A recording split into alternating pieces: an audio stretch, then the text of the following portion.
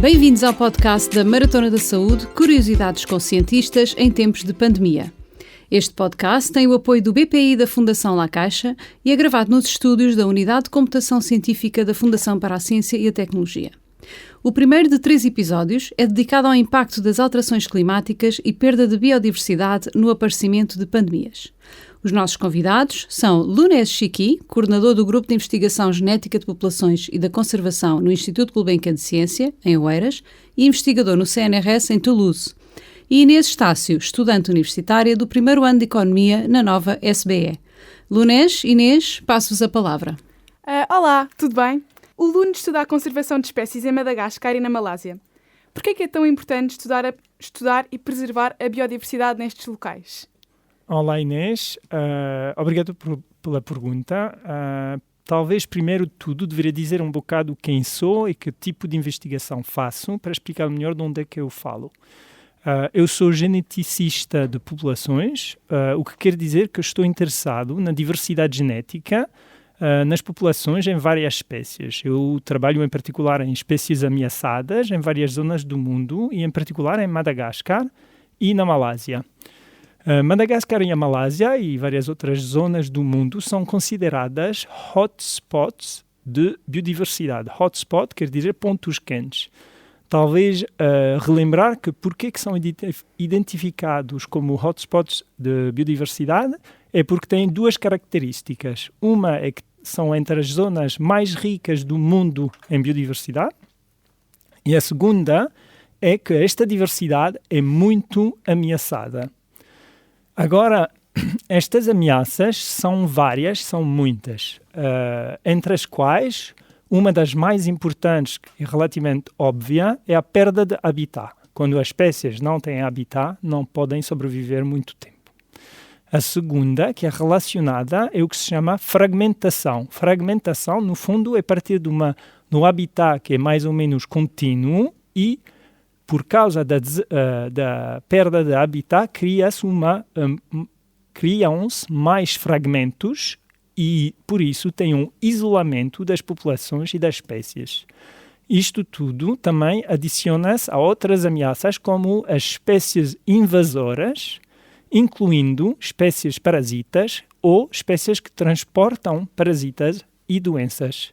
E agora começamos a ver que há uma ligação, no fundo, entre estudar a biodiversidade, perceber melhor, no fundo, muitas espécies, incluindo parasitas, e ver a conexão entre biodiversidade, perda de biodiversidade, mudanças climáticas que têm um efeito nos ecossistemas e doenças e pandemias que podem ser ligadas a estas espécies de parasitas.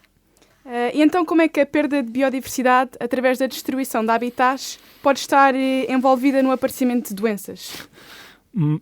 Mais uma pergunta muito complexa, claro, porque requer de ligar, no fundo, uma das ciências mais complexas que há, que é a ecologia. Porque a ecologia tenta perceber as relações entre os seres vivos, que isto vai incluir o que nós somos habituados a ver, como os mamíferos, os pássaros, mas também muitas espécies que não podemos ver, e em particular muitas espécies de parasitas, muitas espécies de bactérias, de vírus.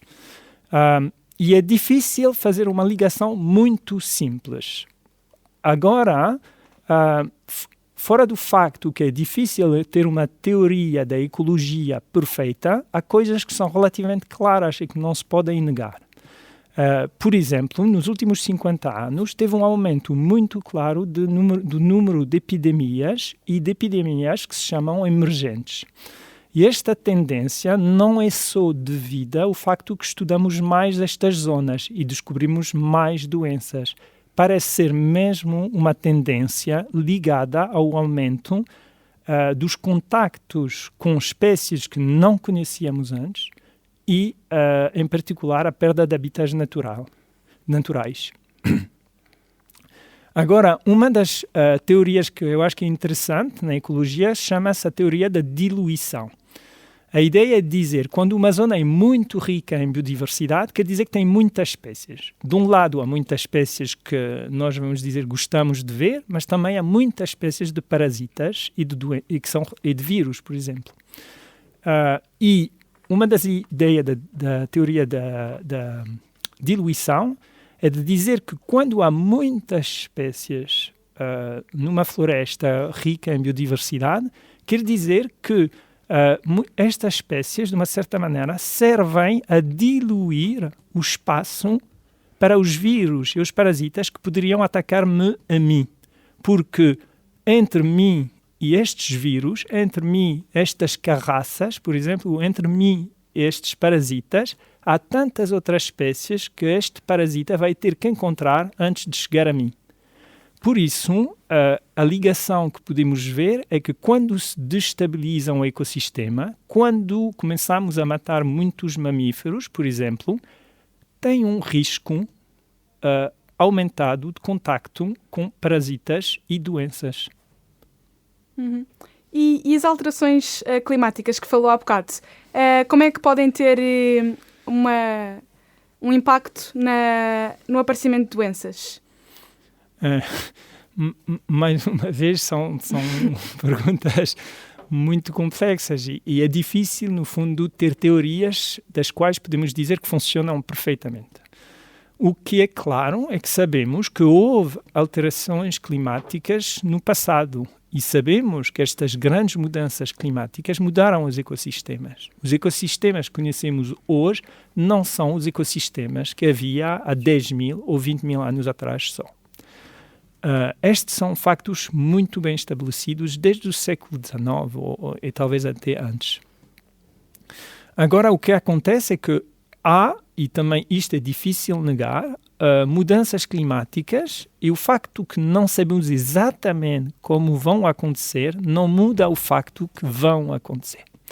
E uma das coisas que vai acontecer com mudanças climáticas é que alguns ecossistemas podem crescer e outros podem subir uma contração.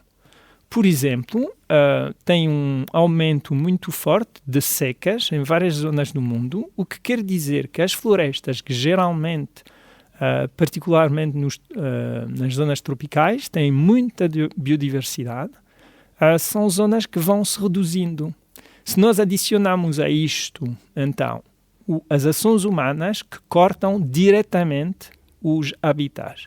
Se nós adicionarmos então a isto as mudanças climáticas que vão ainda mais reduzir estes habitats, começamos a ver que um efeito humano através das mudanças climáticas e através das ações diretas que levam a sempre mais contactos com espécies com as quais não tínhamos contactos antes. E é inevitável não falarmos da Covid-19. Neste caso, que impactos é que poderão ter tido as alterações climáticas e a perda de biodiversidade no aparecimento desta pandemia que estamos a atravessar? Eu gostaria de ter uma resposta aqui, mas eu acho que temos mesmo que admitir que no caso particular da Covid-19 é muito difícil ter afirmações muito fortes. Nós não sabemos ainda de onde é que vem o vírus. Não sabemos qual foi a espécie intermediária entre morcegos e, por isso, é muito difícil dizer de maneira forte foi por causa das mudanças climáticas que aconteceu, não sei, mais contactos neste caso específico. Mas, por exemplo, se nós repensarmos em doenças que aconteceram nos últimos 20, 30 anos, houve 2 casos de outras doenças devidas também a coronavírus. E aconteceram cada uma mais ou menos a 10 anos de diferença. Em 2003, se não estou errado, com a SARS, que apareceu também na Ásia, e a MERS, que é a Middle East Respiratory Syndrome COVID, que apareceu no Médio Oriente em 2012, se não estou errado, e agora em 2019, então a Covid-19. E o que parece claro nos 2 outros casos é que o vírus que entrou nas populações humanas era geneticamente muito parecido com vírus que vinham de morcegos e que passaram, num caso, por camelos, no caso da MERS, e através de civetes. Neste caso da Covid não sabemos nem isso, por isso deveríamos ser ainda cuidadoso, talvez. Então não podemos dizer bem qual é que é a origem deste coronavírus e nem como é que ele foi transmitido para os humanos. Sim, a resposta curta é que não sabemos e que, apesar da origem natural ser a melhor hipótese, hoje em dia, ninguém pode dizer foi assim que aconteceu. Mas é importante talvez relembrar mais uma vez como é que, pelo menos os genetistas tentam perceber a origem de um vírus assim. O que nós fazemos é sequenciar o genoma. E quando sequenciamos este genoma, tentamos encontrar na natureza, em várias espécies, um genoma de vírus que seja muito parecido. No caso de MERS e de SARS, então em 2003 e 2012, o que nós sabemos é que a semelhança entre os vírus, o vírus nas populações humanas e o vírus nos morcegos, era por volta de 99%. Quer dizer que quando nós estávamos a ler o RNA dos vírus, porque estes vírus têm RNA, não têm DNA, quando nós estamos a ler 100 letras, 99 eram iguais. E a diferença era uma mutação que apareceu na espécie humana. Agora, com a Covid-19, o vírus mais próximo foi encontrado em morcegos e tem, em média, 96% de semelhança. É muito alto, mas não é tão alto como os outros. Por isso, ainda há dúvidas sobre a origem exata e se, por exemplo, passou muito tempo no intermediário, onde acumulou mutações antes de passar nos seres humanos. Mas é uma área de investigação. E então seria possível este vírus ter sido criado num laboratório de investigação científica ou isto é só uma teoria da conspiração? Possível? Sim, tecnicamente é possível. Provável? Não.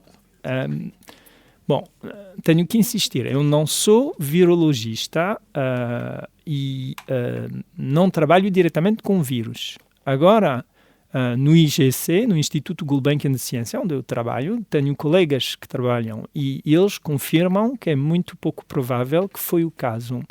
Agora, eles confirmam também que há vários laboratórios no mundo que seriam capazes, tecnicamente, de criar um novo vírus. Isto é muito conhecido e há muitos cientistas que sabem que seria possível. Agora, mesmo estes especialistas acham que ainda esta teoria não é a melhor e apesar de tudo ser possível, não parece ser a origem do vírus. O futuro vai dizer, mas pode ser que amanhã se encontre uma espécie na China, no Vietnã ou talvez noutra zona do mundo e descobrimos um vírus que tem uma semelhança de 99% com o vírus que está a infectar as populações humanas hoje. Por isso, eu diria que neste momento a melhor teoria é uma teoria natural. E agora, voltando atrás, aos morcegos. Se este vírus teve realmente origem nos morcegos, isto significa que os morcegos podem ser prejudiciais ou uma praga para os humanos? Talvez a este nível seria importante relembrar alguns factos. Relembrar, por exemplo, que os morcegos são mamíferos, como os elefantes, as baleias ou os seres humanos. Os mamíferos são organizados. Quando nós tentamos perceber a diversidade dos mamíferos, nós podemos organizá-los em grupos. Por exemplo, os roedores, como ratos, ratazanas, os morcegos, ou os primatas, que vão incluir, por exemplo, gorilas, chimpanzés ou seres humanos.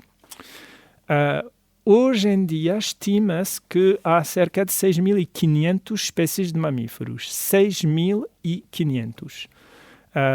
São bastantes espécies, não é nada um grupo muito numeroso em comparação a outros grupos, como os insetos, que provavelmente tem 1 milhão de espécies, mas é um número bastante alto. Agora, dentro deste grupo de mamíferos, o grupo que tem mais espécies é o grupo dos roedores, com mais ou menos 2.500 espécies, que são quase 40% das espécies de mamíferos.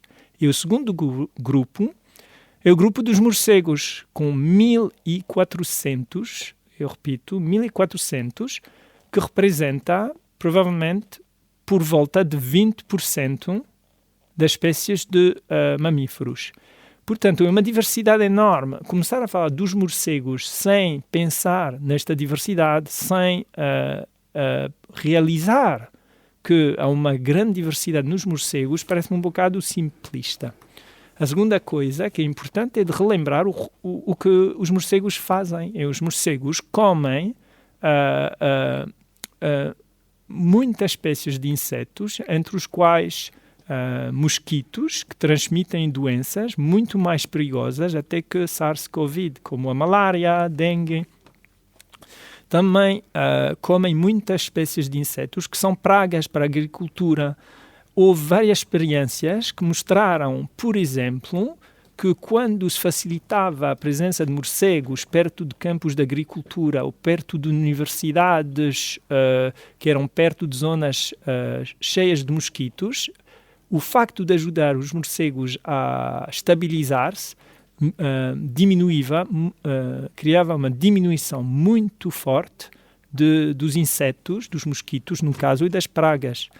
Finalmente, também te relembrar, outras espécies de morcegos têm um papel importantíssimo na polinização, na disseminação, na polinização das plantas e na disseminação das sementes destas plantas. Por isso, no fundo, é um papel muito semelhante ao dos pássaros, só que com números muito importantes. Por isso, os morcegos são os nossos aliados, não são nada prejudiciais e, ao contrário, precisamos deles para talvez ter um mundo mais saudável, com menos inseticídios e menos doenças. Sim. Então, não só não são uma praga, como também são muito importantes. Pois.